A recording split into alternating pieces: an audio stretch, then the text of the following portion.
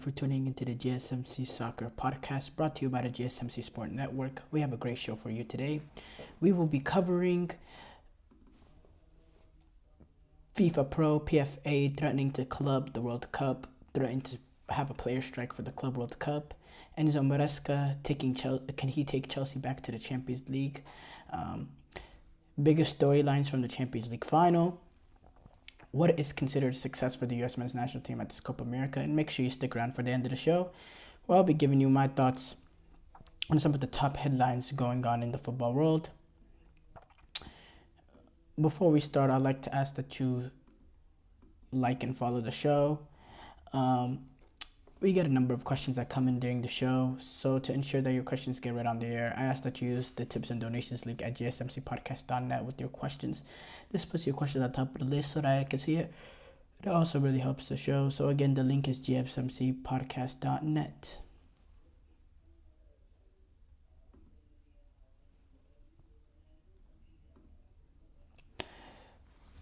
The Club World Cup is, this new expanded version that's trying to, take steam. And it's an expanded version of the Club World Cup. It's going to be used to essentially replace the Confederation Cup. You remember in the previous years, in the summers before the before the World Cup, they'd have a Confederation Cup amongst a lot of the continental champions and then the host nations, and the previous winners of the World Cup also as well. They would all play in one big tournament. It'll be and it's gonna get replaced this year by the Club World Cup, this new expanded version of the Club World Cup. Now, the Club World Cup is interesting because in the fact that it's not just like the previous Club World Cup with the one European team and then one team from each confederation. This is going to be a 32-team format. It's going to be a 32-team format, and there's actually going to be 8 teams that come from Europe.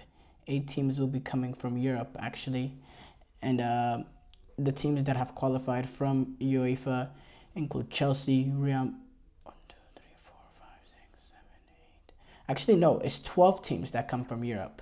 12 teams that come from Europe, and those teams are official. It will be Chelsea, Real Madrid, Manchester City, Bayern Munich, Paris Saint-Germain, Inter Milan, Porto, Benfica, Borussia Dortmund, Juventus, Atletico Madrid, and Red Bull Salzburg. Those are confirmed into there. So, and there's going to be 12 teams from Europe in this 32-team format, and it kind of creates something that could rival the Champions League a bit, in terms of the fact that a lot of the top European teams, they're going to be going head to head, especially in the later stages. You're going to have an opportunity for some of these CONCACAF teams to get more exposure, these CONMEBOL teams to, pull off some sort of upset with Palmeiras, Flamengo, Fluminense, River Plate, and more. And it, on the look of the basis, it seems a great way to grow the club game just worldwide. The club game happens to be really, really big in Europe. But this gives it an opportunity to grow it wide. But, with positives, there are negatives. And that is, there has been a recent uproar over the past few years of players just playing way too many games in the, just in general, just playing too many games, too much minutes, too many tired legs. And that has been a huge, huge issue. So, so it is FIFA Pro, PFA have threatened a player strike. Players have warned, FIFA that they're willing to go on strike because of the calendar being too loaded, and the chief executive of the PRA, of the Professional Football Association, said himself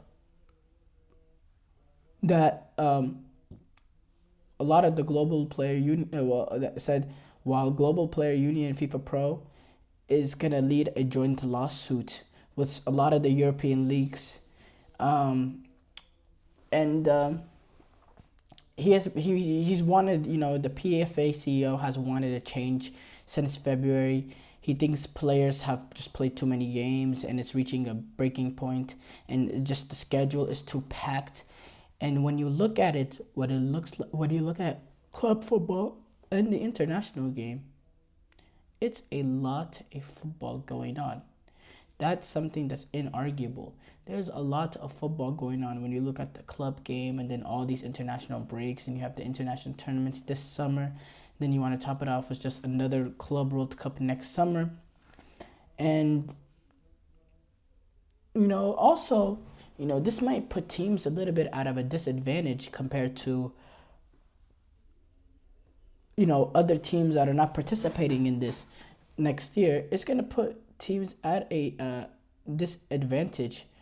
Like Real Madrid, they're going to have to compete in this next season, but their rivals, their Barcelona, they have not been able to get in. So they're not going to have to participate in this.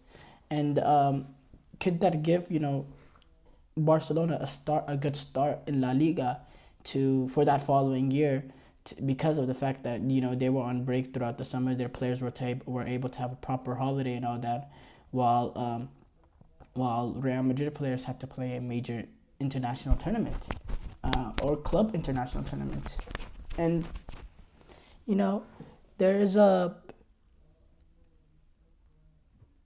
what concerns me too about this is if there's certain clubs that don't deem this tournament as an opportunity, I'm afraid of the potential of this becoming just another preseason type of tournament. And that would be a very, very bad look for UEFA, or not for UEFA, for FIFA.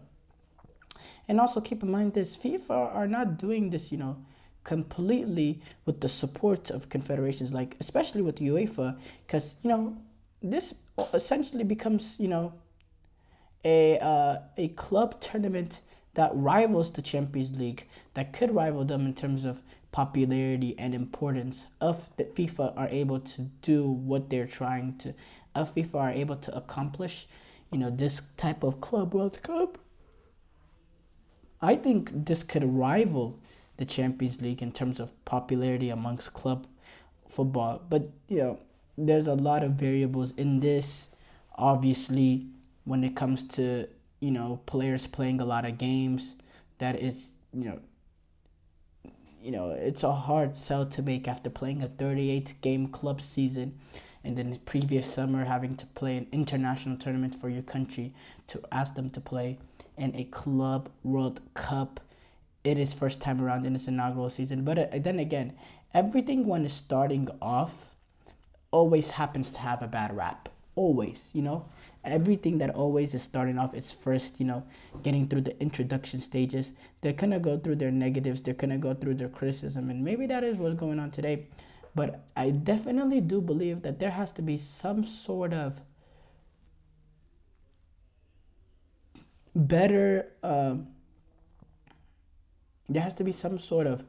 better way to, open up these calendars for these players so they don't have to play as much minutes and as much games that they do, and then having to play a Club World Cup onto that. I think, in general, major football organization, FIFA, they have to do a better job of just revamping how the international cycles is. And, I'm a huge fan of international football. Don't get me wrong. I'm a huge fan of it. But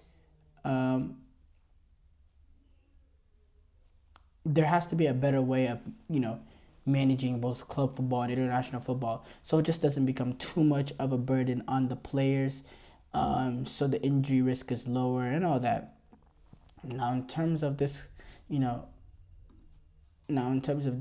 situation, PFA CEO Mahatma Malongo said himself, I can tell you a situation not 10 days ago where I went into a dressing room that was directly affected and said, I'm happy to be here and bark a bit, but ultimately it's up to you. How far do you want to go? That's what Malonga said.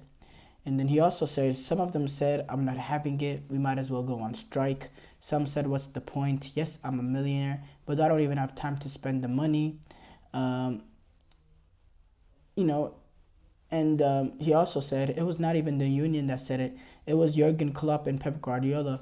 We have reached a point where we cannot rule out any action. And Jurgen Klopp, believe me, he has been very critical of how the calendar has been on the players, how there's just been too many games and how the players are getting overworked. He's been very, very critical of that fact.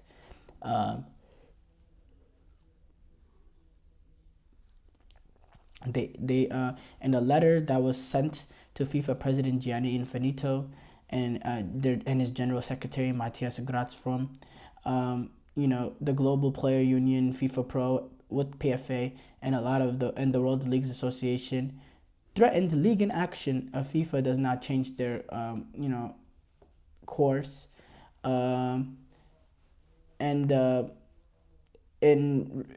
has responded denying the claims that it's taken an unilateral decision to favor its competition in the international calendar, and they would not consider rescheduling the tournament. Malongo said some of the changes in England with the domestic calendar have been forced by what FIFA and UEFA have done.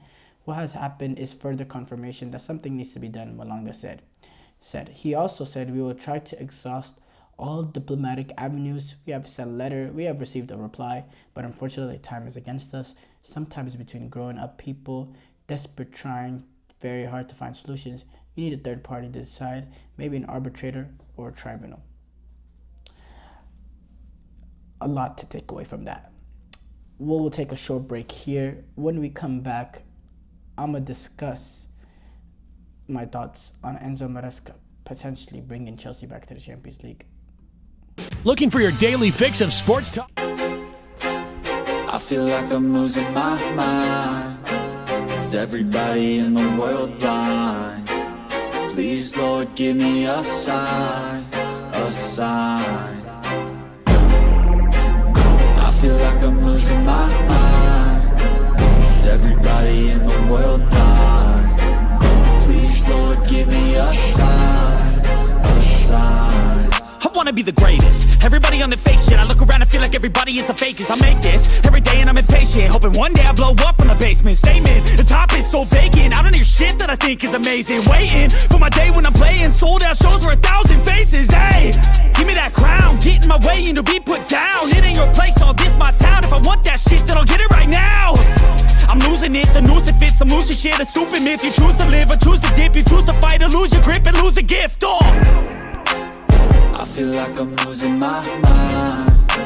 Is everybody in the world blind? Please, Lord, give me a sign, a sign. I feel like I'm losing my mind. Before the break, I discussed FIFPro, PFA threatening a Club World Cup player strike. I have to now discuss Enzo Maresca. He's looking like, it's going to be official. He's going to be appointed as a manager of Chelsea. It's going to be a 5-year deal, which is ridiculous when you think about it, 5-year deal, because I have to think, has Chelsea ever since Roman Abramovich took over, has ever had a manager there for 5 years? Not that I can think of up to now. I don't think so. But yeah, 5-year deal coming for Enzo Maresca. Now, obviously, hopefully there's some sort of clause in there that allows Chelsea to, to break away after a bit, after a few years. If it goes wrong, maybe a 5-year deal is just like the name, like 5-year contract, but Chelsea have some sort of option, hopefully something like that, and not just a straight up 5-year deal, which is just stupidity if that's the case. And again, it's added to the long lists of horrible decisions made by this new ownership group since they have taken over for Roman Abramovich. Now, can Enzo Maresca take Chelsea back into the Champions League for the following season? Now, this from last season to this season, you cannot deny the upward trajectory. Last season, Chelsea scored 38 goals in 38 games. 38 goals in 38 games. This season, Chelsea have scored 77 goals in 38 games. That happens to be more than double more the amount of goals. We averaged a little bit above 2 goals a game this season compared to last season, averaging 1 goal a game. That is an improvement. You cannot deny that. An improvement. And, and despite the lack of, our striker not being clinical, despite the issues of not having a clinical striker, we have really succeeded. We have at Chelsea. But despite the upward trajectory we've shown, there's problems amongst Pochettino and the board and the ownership group and all that. Pochettino, he has left Chelsea, or mutual parting, whatever that means. Mutual parting between the two. And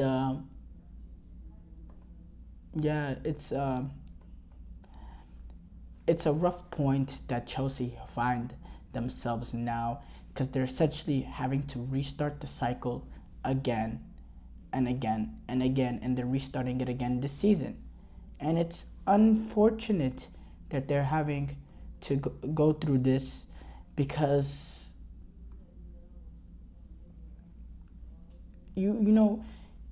Chelsea were on a good note. Chelsea were improving. Chelsea were playing very, very well. Later on in the season, I believe they lost 1 game in the last 15 matches. Now, that one loss was to Arsenal. But it seemed like under Pochettino, they were showing some sort of upward trajectory. Now you're bringing in a completely different manager, and it just seems like you're recycling again. Now, these are players that lack experience. Now Thiago Silva is gone. It's even more, lack of experience within the team. And the one thing you need with lack of experience is some sort of cohesion and some sort of staple.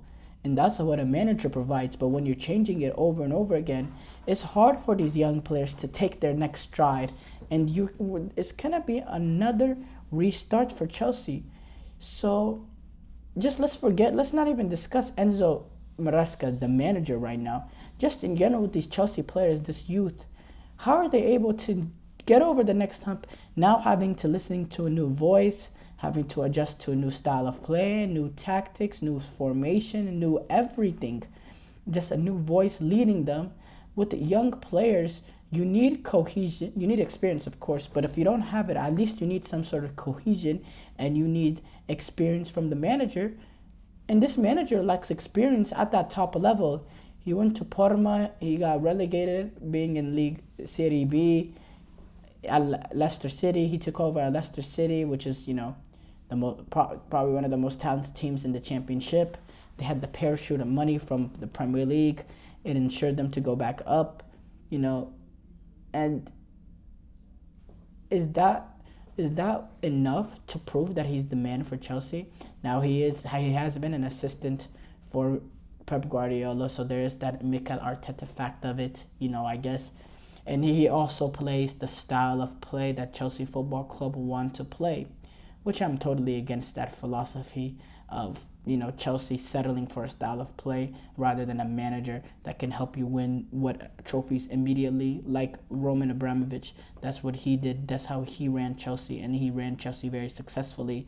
This team is trying to change the tradition of new ownership group is trying to change the tradition of Chelsea, and they want to make this club like a City, like a Barcelona. Now Barcelona are actually willing to be flexible a little bit, but previously where they had their set style of possession-oriented, attacking football, pleasing football for the fans, which, I'll say Chelsea fans, they weren't struggling when we won the Champions League about the style of play under Thomas Tuchel. We weren't disappointed when we won the Premier League in Conte's first season based on the style of play.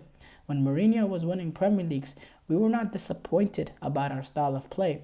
We were happy we were winning and we were satisfied with that. But this new group coming in want more than that, which or they want to change that, even though it's been successful. So they have this style of manager that they're going for.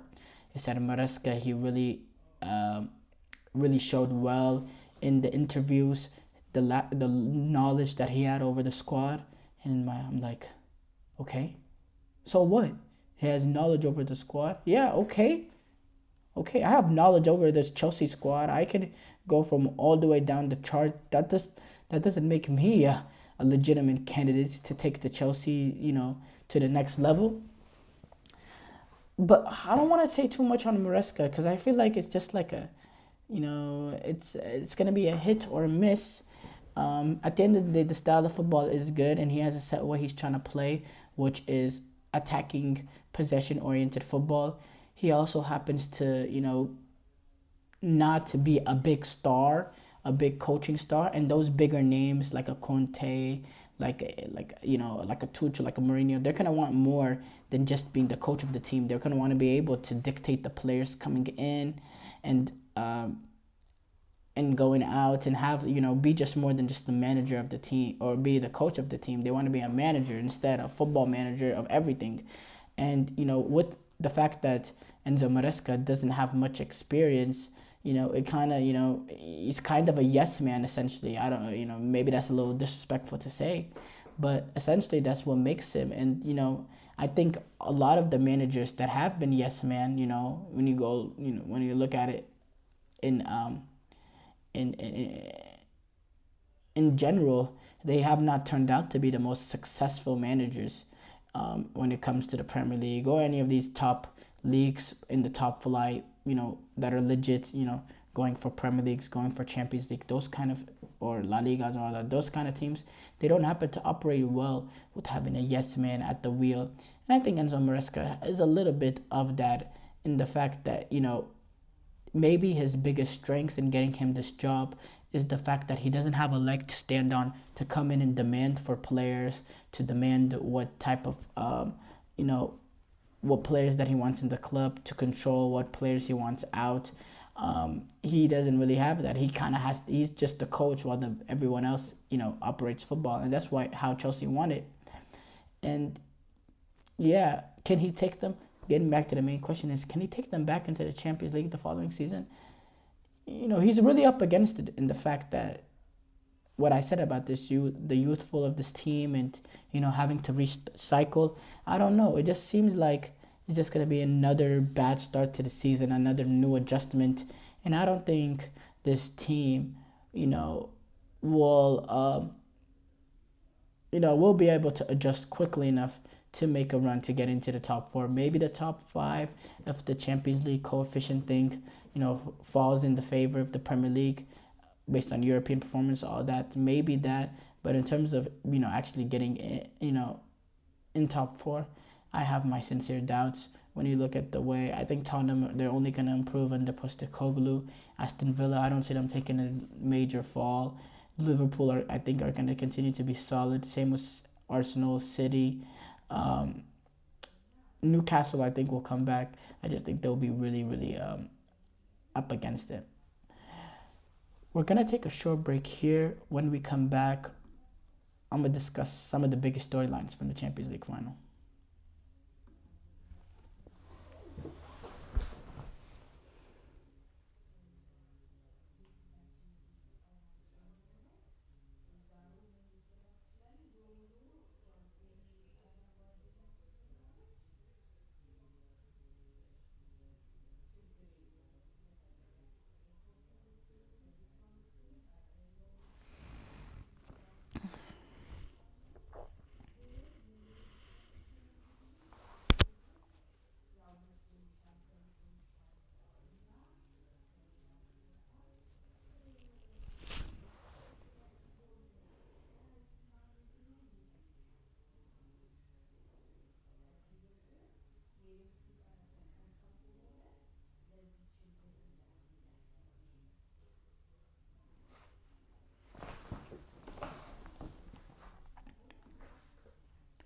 Before the break, I discussed Enzo Maresca taking Chelsea back into the Champions League for the following season. Can he?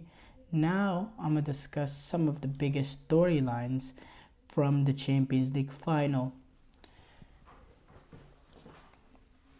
There's a lot of storylines in this Champions League final. There's always storylines in the Champions League final. I think we got to start off with Toni Kroos. He's going to be playing his last game for Real Madrid, but just last game club-wise in his career. It'll be the end of his club career after this Saturday. He had a phenomenal career at Real Madrid, at Bayern, the Champions Leagues, the Bundesligas, the La Ligas. He's done it all. He's won it all. He's one of the best midfielders of all time and has had a brilliant club career. And what a great way to end off his career, and then lifting the Champions League with Real Madrid. It'll just be the perfect fitting for a marvelous career. So, obviously that is a huge, huge headline as he, enters his final games of a footballer this summer. I think another huge storyline here, and a storyline, and honestly, that's been, gone under the radar. I haven't heard much people talk about it, which, is a little, like, even me, I forgot about, I didn't even notice this storyline until, I heard it from, a mention, but it's the fact that Jude Bellingham, playing against his former team, playing against Borussia Dortmund, in this final, a year after leaving them to face them in the Champions League final. I think that's a big storyline that nobody is talking about. Obviously it's a huge opportunity for Jude Bellingham to win his first Champions League and to really, in terms of English youngsters, really elevate him from, the likes of other previous England golden youngsters. Winning a Champions League and winning it with Real Madrid, the pedigree there is in that, being able to put that on his CV, that would be a phenomenal for his career, just absolutely phenomenal. So that is a big storyline there. I think Jadon Sancho, his comeback, the comeback that he's had from, practicing with the Man United youngsters earlier this season to now starting on a team that's going to play in the Champions League final. I think that's a massive storyline, especially if he goes in there and he has, a performance similar to what he had against PSG in that leg one, and, just dominate Real Madrid the way he was able to dominate PSG and give Ferland Mendy suffering to make him suffer. I think that'd be huge for him. I think it'd be huge, for United too, in the fact that I think that will really drive his value up. And I just think that's a big storyline, just the miraculousness of him not even being just playing for a youth team to go and be that's just a huge factor. Real Madrid potentially winning their 15th La Liga. That's huge storyline. Real Madrid, they've been a team, these Champions Leagues, they're double the next, which is AC Milan. They have a chance to more than just double it with 15. There'll be 8 more than double more than the second place team in terms of most Champions League. They have a chance to continue to add the legacy onto that great club of just pure dominance in the Champions League, in this major club football world. Just another major title. I think that'll be huge for them, winning the 15th, and not much to be added from that. It's just another crazy accomplishment for Real Madrid. I think the Lunin versus Courtois discussion is a huge storyline too.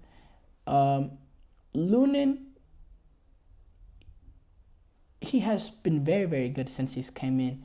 There was some struggles at the beginning, having had needing players to take gold kicks and all that, but he's eased into it and he's made some very important saves, especially in the knockout stages for Real Madrid in the Champions League. He's been very, very important. But now Courtois is coming back, having played the last few La Liga games and having played very well. I think it's highly likely that he's gonna be the one starting on this Saturday. When you also combine that with the fact that Courtois hasn't, Lunin is not going to be able to travel with the team. He's going to travel on his own because of the fact that he has influenza and the fact that he has the flu. I think that also can hurt his chances in the grand scheme of things. I think with the two managers, there can be massive implications on both of them. I think as far as Carlo Ancelotti, it continues to add to his career, and he spoke about how he's adapted, how he has been a manager, talking about how during his time earlier in his career managing within Serie A, he had players that didn't really fit his system, even though they were talented players, and he would just let them go. But he, as his career went on, he realized more that you gotta fit to what the players you got, and I think at Real Madrid, he's done a brilliant job of playing the style of play based on what the players have, what you have, being able to adapt. Being able to play defensive football, being able to play more attacking, open-ended football, possession-oriented football.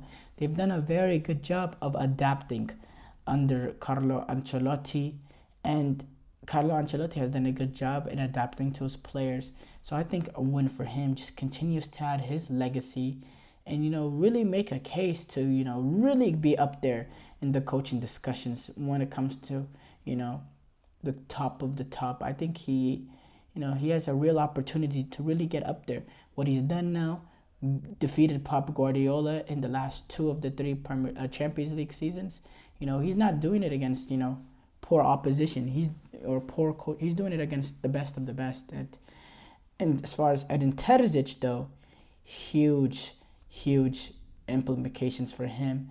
If he can win the Champions League with Borussia Dortmund, man, I think getting to the final is actually really huge, even though he's not getting the buzz that I think he should be getting. But if he can win the Champions League, I think he becomes, immediately for the following season, not this season obviously, but the season after that, he becomes one of the most coveted coaches out there. He's young. He's young. He's led this Borussia Dortmund team to a Champions League final. The way that they did it, he made them better than the sum of their parts, because their players are quite frankly are decent, but you wouldn't expect before the season. We didn't expect them to be here, and I think Edin Terzic has done a big. The way he's came in, he was an interim at first, did pretty well, but still they went with a manager in Marco Rosa after his period of being an interim. And Marco Rosa going wrong, and him coming back in, the way he revitalized this Dortmund team, getting them to play, with more confidence.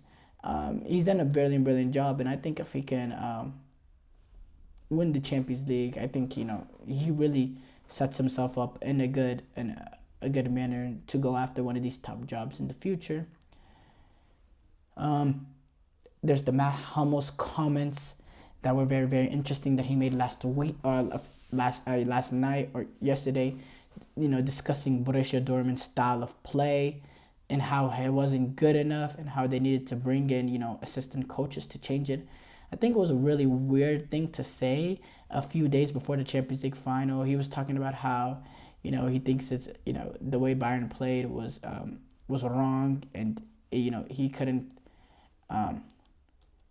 that he couldn't connect with it, and he had many talks with the manager. He was saying this, and for me it was just like, you're in a Champions League final in a few days. How could he be so tone deaf? And it's kind of a shot to the manager, talking about how they needed to bring in new assistants to improve the style of play. But I think Edin Terzic, he was, he had a good reason for wanting to play a little bit more defensive football. When your center backs are Sule and Matt Hummels, I think I don't think he looks stupid for making the decision he made. And look, now they're in the Champions League final. Maybe that has to do with the change in style that, Matt Hummels said happened throughout the season. But I just think it was really tone-deaf comment to make. And now I have to say the biggest storyline of this is Borussia Dortmund attempting the miracle. I mean, that's the biggest storyline. Everyone going watching this game, they're watching this game to see if the miracle could be pulled off by Borussia Dortmund. And it will be a miracle for them to win the Champions League. Nobody expected them before this season to win the Champions League. Nobody gave them even a puncher's chance to win the Champions League. If they can do that with this team, with the team of 11 that they have, it will be a remarkable achievement. It will be a seismic shift in the way how we see Borussia Dortmund. And it'll just be the most famous night for this club. Being able to do it against Real, I know they've won the Champions League before, but being able to do it against this version of Real Madrid, the way that they've been dominant in the Champions League with their comebacks in the last minute and all that, and despite having a poor season relatively in terms of how they should perform in Bundesliga, finishing 5th, a poor season and going on to win the Champions League, it'll be that is an absolutely remarkable achievement. We're gonna take another short break here. When I come back, I'm going to discuss what is considered success for the USMNT at this summer's Copa America.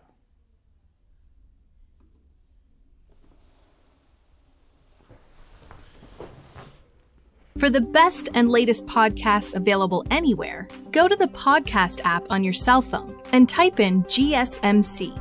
To access free content-rich podcasts on health and wellness, book reviews, sports, entertainment, relationships, social media, movies, technology, finance, and even weird news. Subscribe and download the GSMC Podcast Network's family of shows, available everywhere podcasts are found.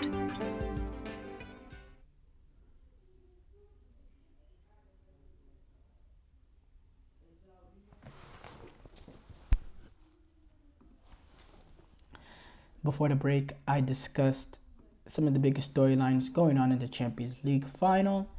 I now discuss, I ask out the question, what is considered success for the U.S. men's national team at this summer's Copa America? So this is going to be a combined Copa America, very similar to the one that happened 2016, called the Copa America Centenario. It's very similar in the fact that we're going to have CONCACAF teams and North American teams combined in this big show of soccer. I think this tournament is going to be huge and has an opportunity to rival the likes of the Euros that are also happening this summer. I think we're going to have some big games just off the mark in the group stages. There's some mouth-watering ties when you look at the United States taking on United States taking on Uruguay, Argentina taking on Canada, Brazil taking on Colombia, Mexico taking on Ecuador, Jamaica. There's a lot of, mouth-watering ties in this group stage game, and I think it's going to be a phenomenal tournament. Now, as far as the U.S. men's national team, this is their real main competitive games left until they play the World Cup in 2026. And it will be a home World Cup. And it's important for this tournament, obviously, for the U.S. to go as far as possible and to make a run. But, most importantly, is to show that this team is on some sort of an upward trajectory entering that World Cup. And, this is very important for them. Now, at the last Copa America Centenario, the U.S., finished second in their group. Then they beat Ecuador in the quarterfinals, and they lost to Argentina in the semifinals. Essentially, they beat every team that they're expected to beat, and they lost to the first team that they were expected to lose. And that's essentially what happened at the World Cup.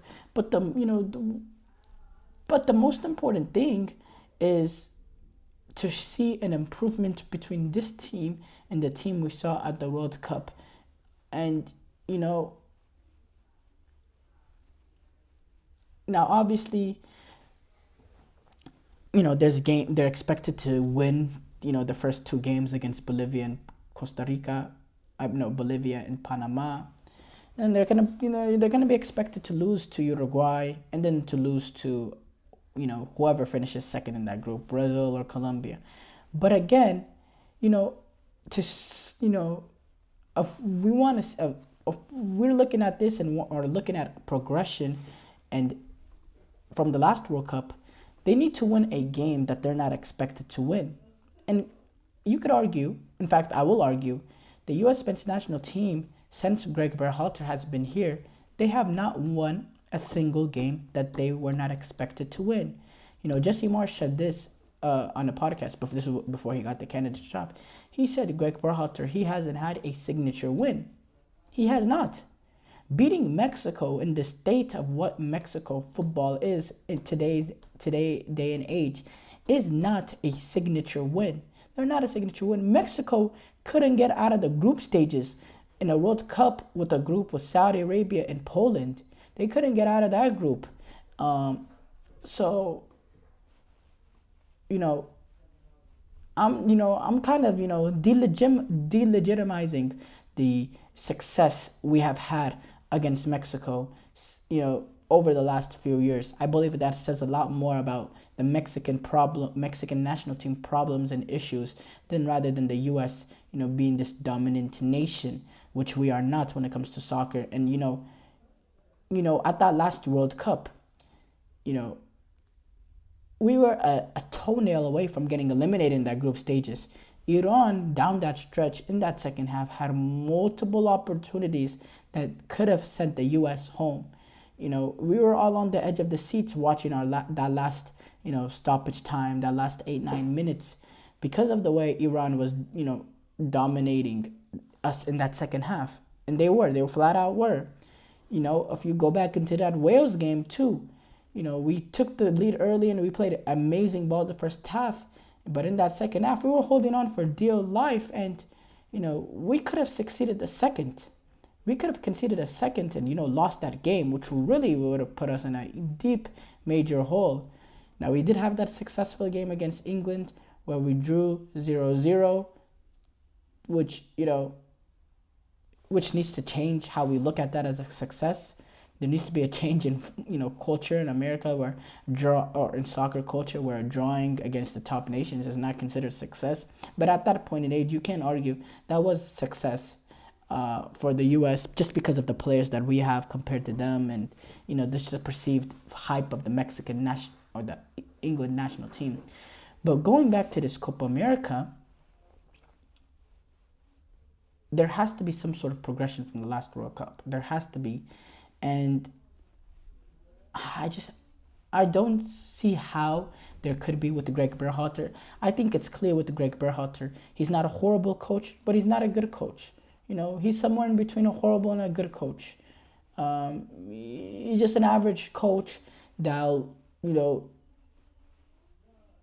won't take the U.S. to the next level. He's not a type of manager that can make the players better than the sum of their parts. Just flat out, he's not that kind of manager. And for me, it's frustrating knowing, what's going to happen and not being able to do anything about it, which is why I was very, very frustrated when the U.S. decided to retain Greg Berhalter. I feel like if you want to go on that run in the World Cup, you need a manager that can make the players better than the sum of their parts, a world-class manager. And the U.S. had opportunities to, interview and all that, very good managers, and they decided to pass it up for him. Now, I'm seeing the comments. I'm seeing Eric's comment. Does luck play a factor in winning the World Cup? Can a nation be lucky for 90 plus minutes? Well, luck definitely does have a factor in, trying to win a World Cup. Just flat out simple. Argentina won the World Cup, last World Cup. They went to a penalty shootout, against the Netherlands. They went to a penalty shootout against France. Colomwani had a one-on-one opportunity at the end, fluffs his line. Martinez makes a save for them. It could have easily went the other way. Luck obviously has huge thing to do with it. But at the same time, players make their own luck too. And managers are able to, managers that are at the top level, they make their players better than the sum of their parts. And I don't think Berhalter does that. So I think if the U.S. get lucky, maybe they could get lucky and, squeeze past the group stages like they were lucky last group stages. But when they play the first real team that they play, like they played the Netherlands, they're just going to go home because they don't have the players to compete with them. And if they do have the players to compete with them, they would get, their manager can. Last World Cup in the round of 16, the U.S. played the Netherlands and Louis van Gaal ran round and round Greg Berhalter, just completely outcoached him in the fact that he knew that the U.S. are going to try to, he let them have the ball. He let them have the ball and open themselves up. So when the U.S. opened themselves up in the Netherlands, they just quick fired and they countered off that. And it's just like, this is simple. Why does soccer go to penalties instead of like other sports and have another 15 minutes of overall football? Well, there's extra time, so they have another extra 30 minutes, and then they go to penalties. So it's 90 minutes, but then there's an extra 30 minutes, and then there's penalties. And a lot of people argue that extra time shouldn't even exist. If you can't decide the winner between 90 minutes, just go straight to penalties. I happen to be the one that believes extra time should exist of 30 minutes. But at the end of the day, there could be situations where players could play 180 minutes and there wouldn't be a difference. So sometimes, penalties just have to be there to decide who wins. But we're going to take a short break here. When I come back, I'll discuss my final topic of the day, and that's looking at some of the top headlines going on in the football world.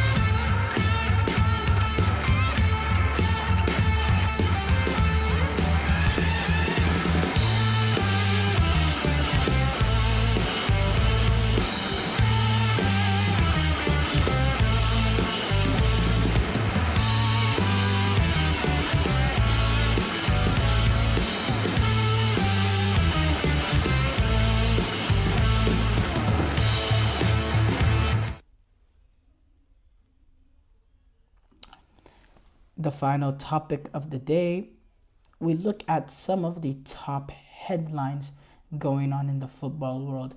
Now, if y'all got any questions, please ask them. Keep asking them. I'm going to answer them all, as this is a rather shorter topic. But I'm just going to discuss some of the top headlines. Endrick, obviously, it's documented his move to Real Madrid happening. He was in tears for his last game at Palmeiras. And, this summer, when he goes to Brazil and plays the Copa America, is really going to be the start of his big boy career, now playing in, the higher levels of football. And then he goes into a Real Madrid team where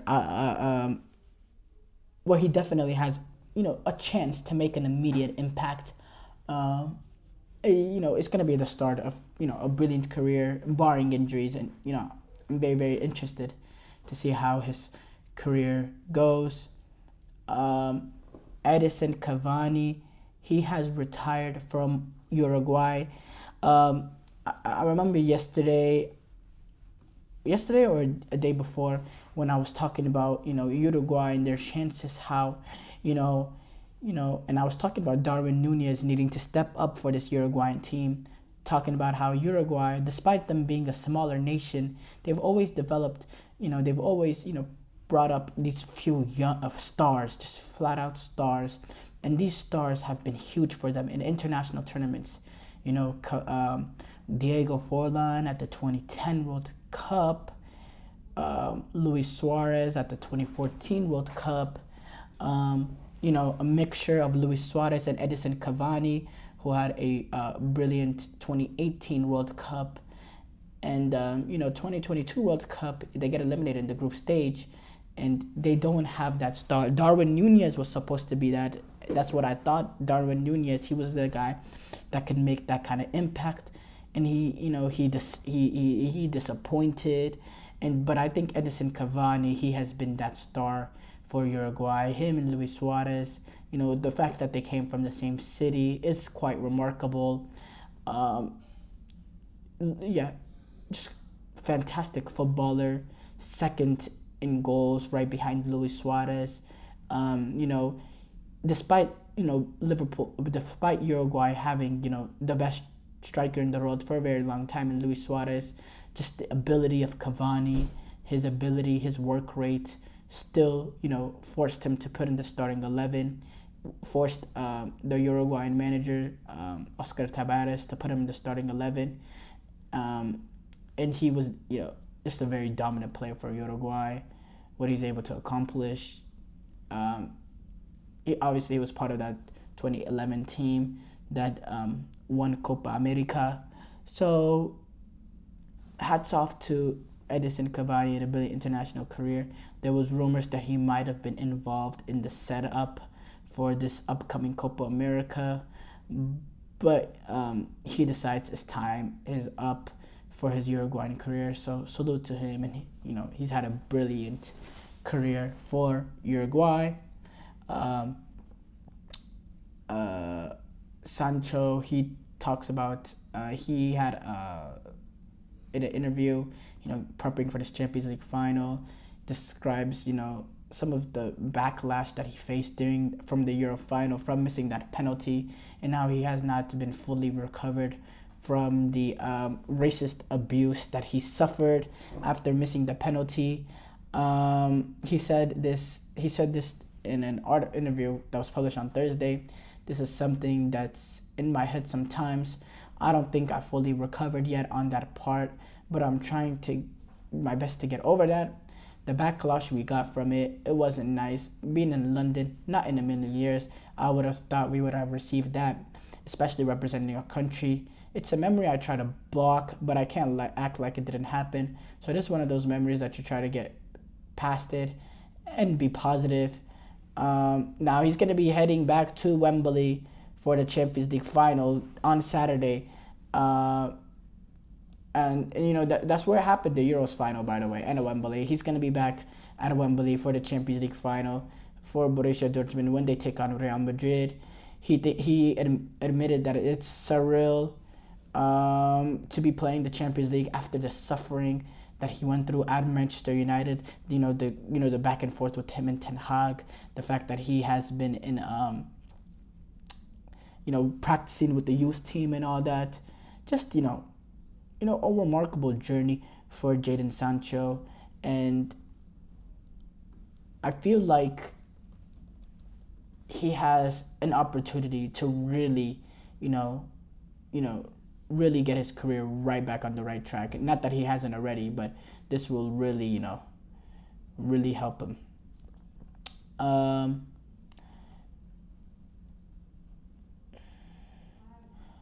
I discussed this a little bit, but not enough in a few days. Olympiacos, on Wednesday, they defeated Fiorentina in extra time to win the Champions League, in the Conference League, the European Conference League, and they're the first Greek club to ever done that.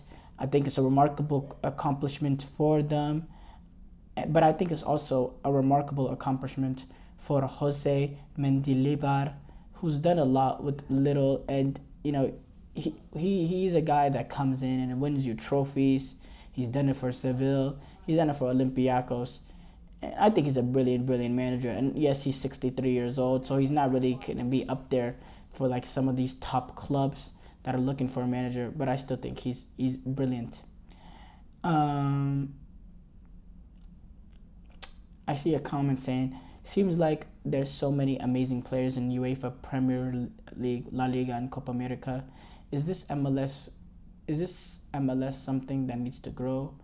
Well, Copa America is different. That's international football. Look, I'm not gonna lie. I'm not an MLS fan either. I happen to watch the major football, the ones that matter, in my opinion. I happen to think MLS is a weaker standard of football, which is just reality. But I do believe MLS has a lot to do with the progression of U.S. soccer as a whole, with the soccer culture in America. And I think MLS will really take that next level after the World Cup being hosted in 2026.